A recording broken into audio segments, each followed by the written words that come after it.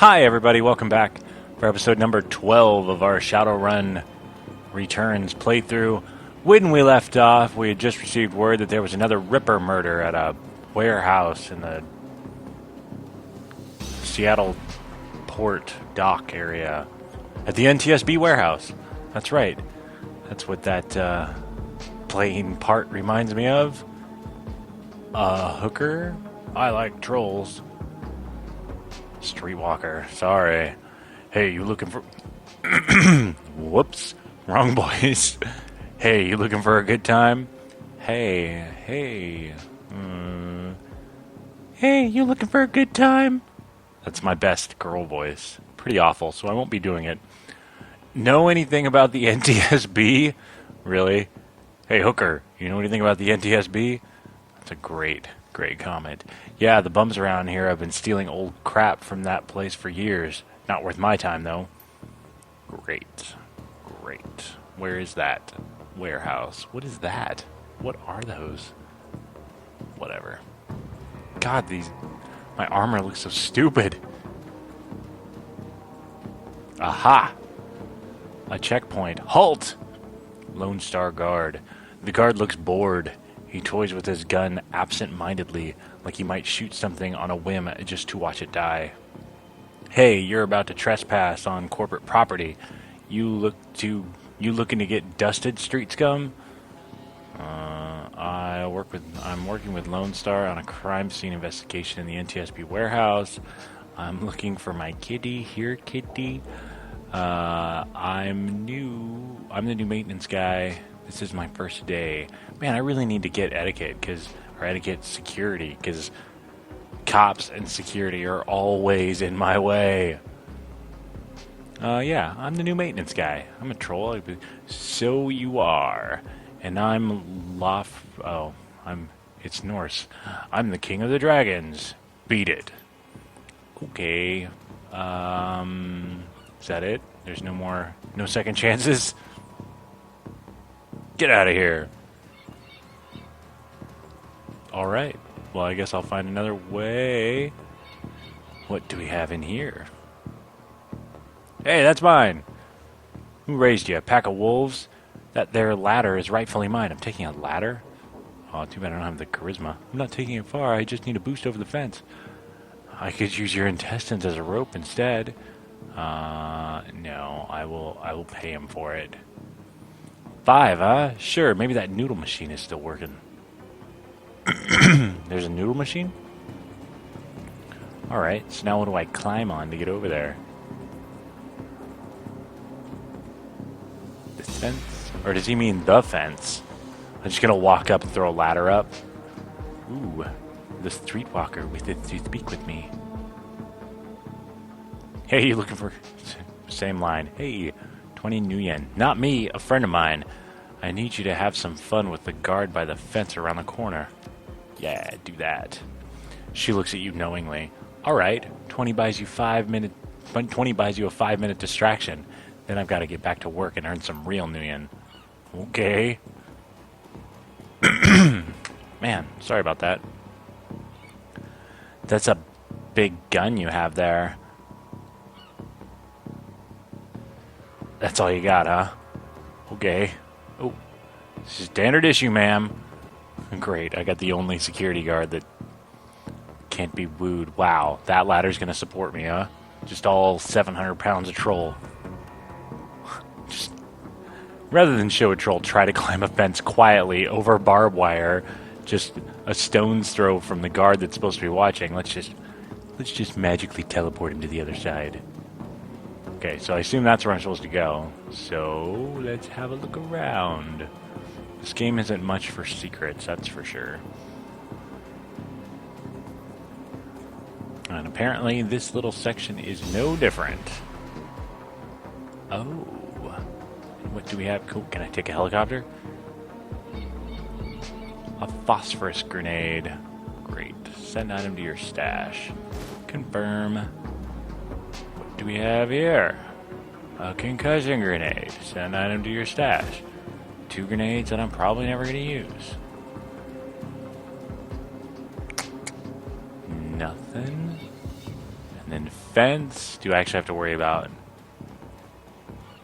triggering the guard if I go too far over here? Doesn't appear so. What was that? Oh, that was probably just me. Are these... I don't even want to know what that is. And apparently there's nothing here. I just wasted a lot of time. Alright, let's get over to the warehouse. You're about to transition to a new location. Continue? Confirm.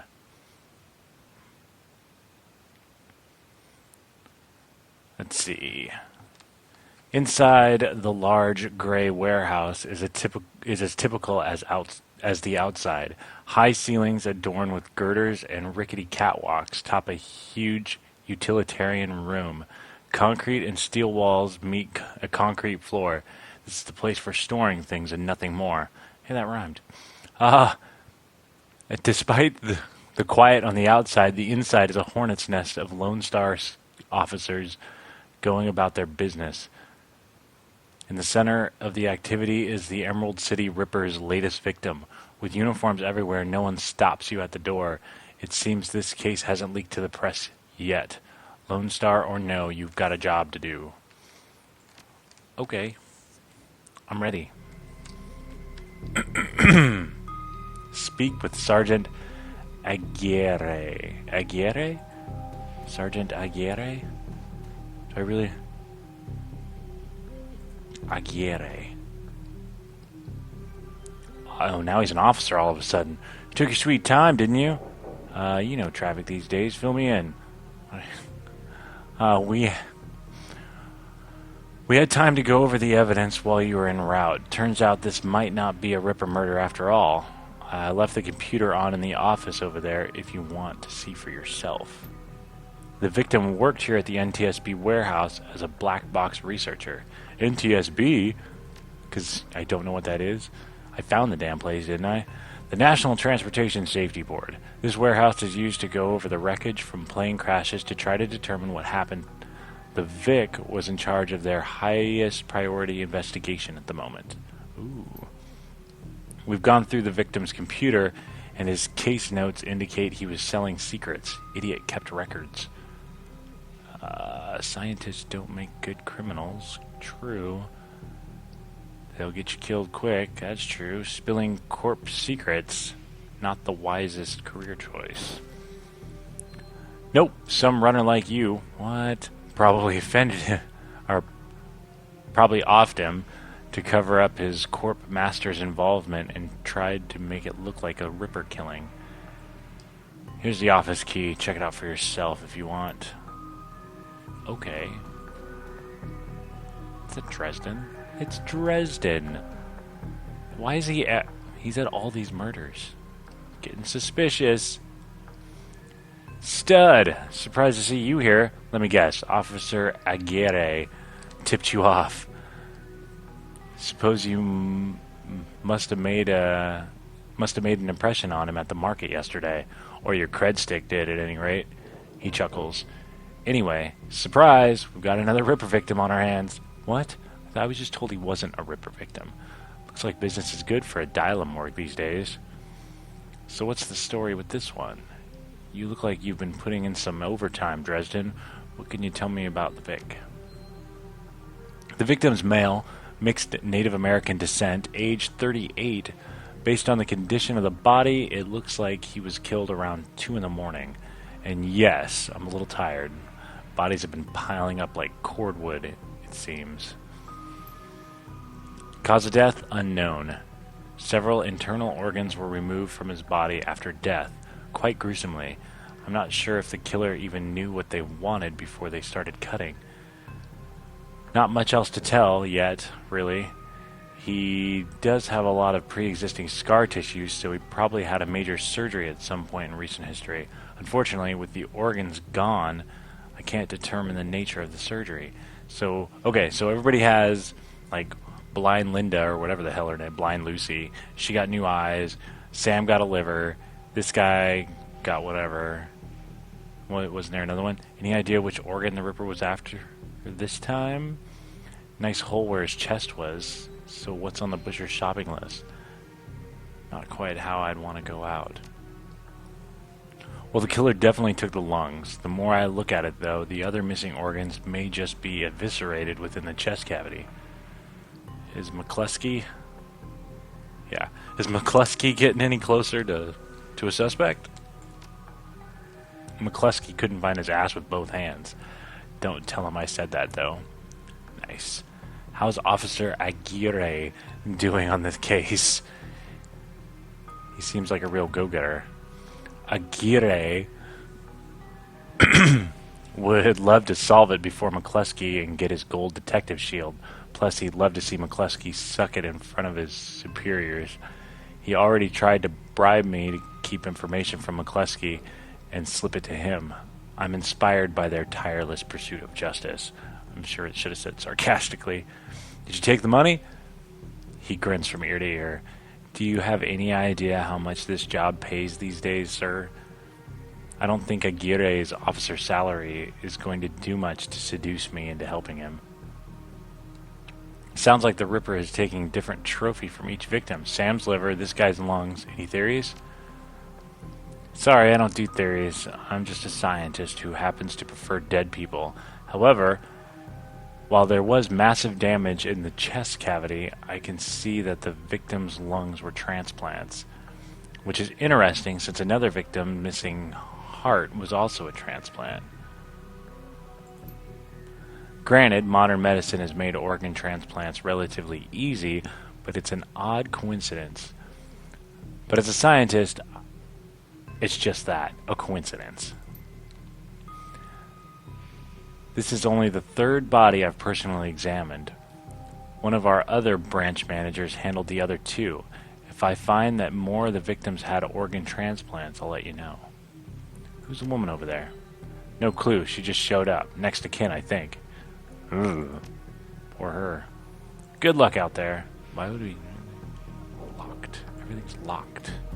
What's this guy doing? He's like poised and ready to attack. Whoa! You're not a cop. She looks up, watching you warily. I'm an independent. What's your relationship to the dead man? Nope, who's the stiff? I see you've been doing... I see you've been praying. Do you know the deceased? Yes, he's my older brother. I asked Bear to help me speak to him. She shakes her head, looking like one who has found herself lost for the first time in her life. Really? How does that look? Anyway, what's her name? Shannon Halfsky? What was his name? Brandon Halfsky? But I'm afraid his spirit is too disoriented. Oh, Bear, that's probably the guy's name. His spirit is too disoriented by his recent journey to answer me. You're a shaman? Question mark? Really? That should be more of a statement. You're a shaman. Yes, for all the good it's doing me. If I could just make contact, I might be able to deliver justice and allow my brother's spirit to rest. Were there any witnesses? There has to be a way to force him to talk. I could tell you're used to shouldering a heavy burden, but maybe there's an easier way. She looks at you, the flattery largely failing to affect her, given the circumstances. But then inspiration dispels the dark cloud surrounding her. Perhaps my brother's spirit is too weak. That's a given. Wait, perhaps. My brother's spirit is too weak. That's a given. But my brother's spirit may not be alone here this night. She closes her eyes and concentrates, droning a low chant you can barely hear. Yes, there are others, other spirits who may be of help. Her features harden in frustration, as if she's searching for something that remains elusive. Sighing, she opens her eyes and fixes you with a stare. But I can't do it alone. Oh no.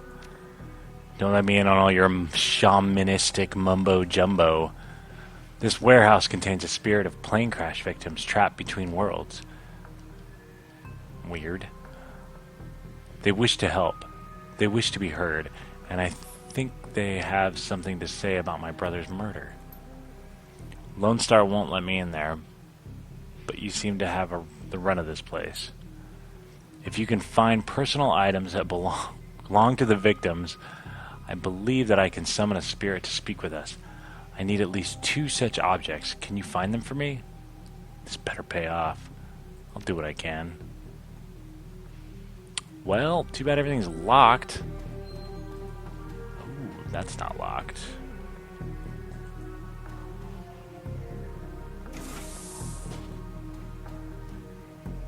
You know, I expected this warehouse to be a little more empty. Did any of your victims own a jet engine? Aha, a clue. There's a large pile of old shoes on the ground next to the airplane seats. They could be discarded luggage, or possibly the shoes worn by the occupants of the plane at the time of the crash. Dig through the shoe pile.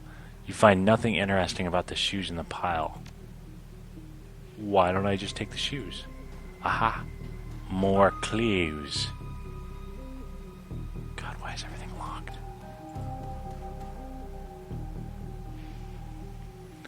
It's hard to say whether this is a heap of items and refuse recovered from a plane crash or simply trash that hasn't been taken out yet.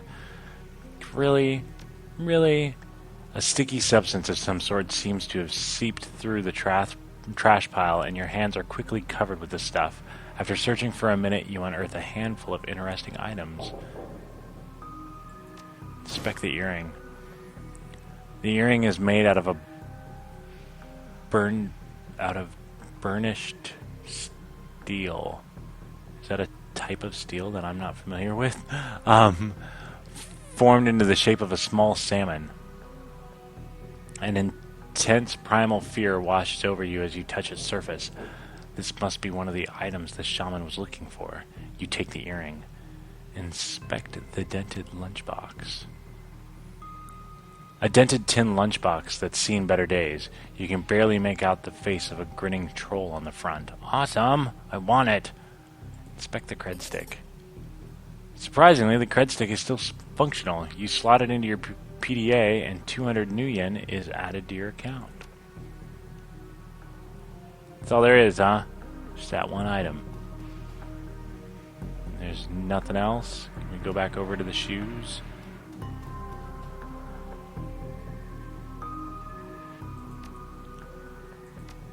Walk away. Alright. What,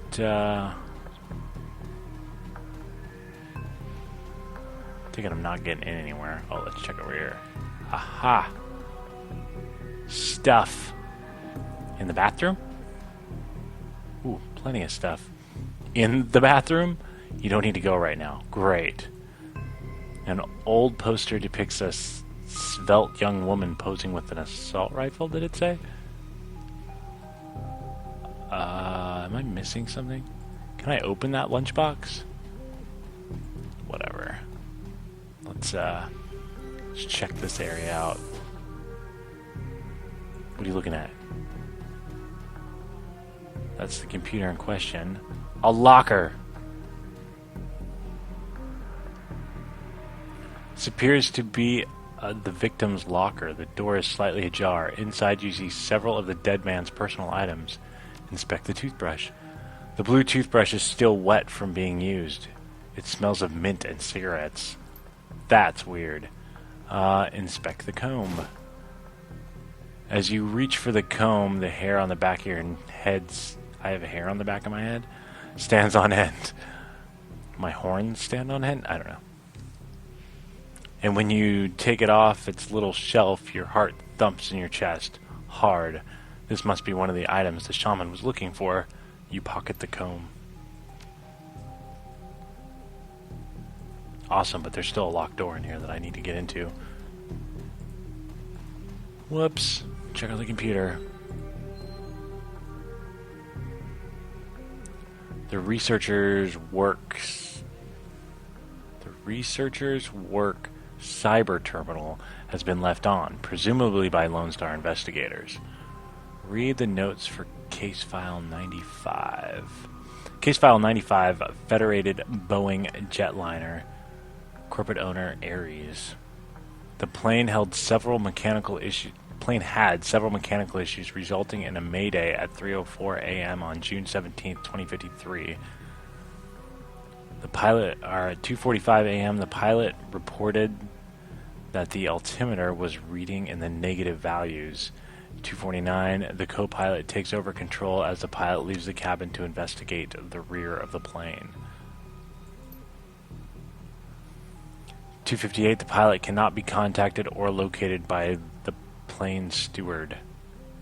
The co-pilot radios in a mayday. The plane crashes into an empty field in western North Dakota. Suspicious. Let me guess. Another example where the pilot disappears. Case file, Pratt & Whitney, unmanned, corporate owner, summary, redacted, time log, redacted. Case file 98. This file has been corrupted. Read the researcher's private notes. The notes that appear on screen pertain to NTSB case file 96, the crash of an Ares jetliner near the UCAS and Sioux Nation border. The crash is reportedly the result of an equipment failure. Reading further into the investigator's notes, however, you find substantial evidence linking the crash to an experimental Renraku research initiative. This information could be worth a great deal to the right buyer. You download the researcher's notes to your PDA. Leave. Awesome. So now what? We can talk to Officer Aguirre. But first, let's talk to Miss Halfsky. It feels as though you have found enough objects. Stop doing that. Yeah, here they are. You hand her the objects you found. She closes her eyes and chants over them for a time. When her eyes open again, they're filled with tears. Thank you. These items are all I will need. It shouldn't take me long. Oh god, it's McCluskey. What the hell is all this? Busted. Officer Aguirre trails after the detective, only meeting your eyes for a moment. She's the victim's sister, sir. This is a crime scene, officer, not some Salish drum circle. Isn't it standard procedure to contact the next of kin? That's her brother. Makes it her business. Watch your tone. She's in mourning. Ma'am, consider yourself contacted. Now get the hell out. Come on, if we stay much longer, I'm liable to do something I'd regret, or worse, something I'd enjoy. Oh, I didn't get to go in that other room. Oh, I did. Oh, no, I didn't. What? Internal Affairs, I'm sure they'd love to talk to you. Ha ha ha, yeah. That man is an ass. She stares daggers at McCluskey from across the warehouse. But there's no helping it now. I should just be grateful you were able to collect these items before those clods carted everything off. Can we still summon the spirit? Not from here, I'm afraid. Spirits such as these have domains to which they are anchored. We need to get back in there. We'll come back later once the coast is clear. Rent-a-cops like these won't tie up the place for long. Not looking good for now, but do you have any plans for this evening? Agreed. I expect to be clear by nightfall. You sure you're up for this? It may be a rabbit hole, but I have to get to the bottom of it. As long as you can deliver and make it worth my while. If it means your brother's killer doesn't take another life, then yes. That's why I'm in this? Don't worry. I always follow through. Great. Now since we have time, we should probably enlist some help. They may post security overnight. And I'm going to go out on a limb and say you know where to find the kinds of people we need. The best money can buy. Just smile. That'd be scary. Troll smile. Receive 4,000. Good. I'll put up the money if you find the bodies. She produces a fistful of crumpled nuyen and inside a leather pouch, or from inside a leather pouch. Starts to count it out, then shoves a whole wad at you. Apparently she doesn't have much use for money. Meet me back here at midnight. The spirits will be strong then. Awesome. No one to talk to, huh? Nothing to do. Alright. Guess we're out of here. How do I meet her here at midnight? As you start to leave the warehouse, your comlink chirps and the face of Coyote pops on the screen. Coyote looks tense. Hoy, stud beef pile, you in the middle of something? Just getting jerked around by Lone Star, same old thing. I'm kind of busy right now, no problem, what do you need? I hear you. Her jaw sets. I don't know if I ever told you this, but I was born in the Royale. BTL pushers like Stevie J ran the squats, ran my world when I was growing up. Get to it. I remember. She looks relieved. Whiz. I have a cousin, Gino, who's been missing for months. He hit the sprawl about a year ago and immediately fell in with some tweakers. Bad guys. They hooked him on high amp dream chips and started using him for all sorts of dreck. I tried to help him, but he pushed me away. Then he disappeared. I've been shooting up BTL labs ever since, trying to find him. You're on a crusade. I'm guessing you have a new lead. It's not a lead. Her face lightens. She's running hot. Has a serious edge. That's weird. I know exactly where he is this time. Got an old friend who eyeballed him himself. Got an old friend who eyeballed him herself. I'm on the way. Paco's with me, but we could use another hand. You in? I need you right now. You know the deal, Coyote. I work, I get paid. I'm working the Ripper thing. Can't get distracted. On my way. I knew you'd come. I'll send you the address. See you soon. Nicest troll on the planet. Just a troll running with two humans. A ganger and a bartender. So dumb. I guess I got till midnight, right? Well, the cluster of dilapidated buildings where Coyote told you to meet of a public housing project. The buildings look like a cesspool filled with human debris. You find her standing with Paco on a street corner, eyeing the roof, the doorways, the windows. Despite his attempt to engage her, Coyote barely says a word as the three of you weave your way through the tenements. She walks purposefully, her new cyber hand flexing open and closed with each step. It's unclear whether the action is voluntary or not. You circle around the back of the building, and Coyote jumps up, grabs the bottom rung of a fire escape ladder, and pulls it down.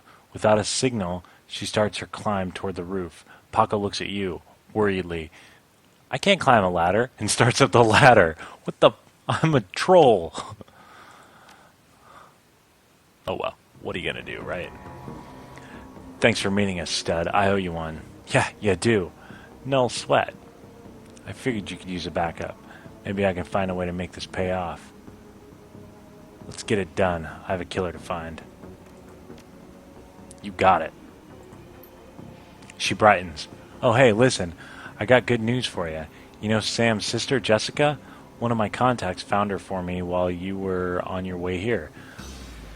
I called her and asked her to meet you at the Union later today. Hope that helps. I thought I told you I don't need your help. No. Good job, thanks. She looks at you, her scarred face soft. Her scarred face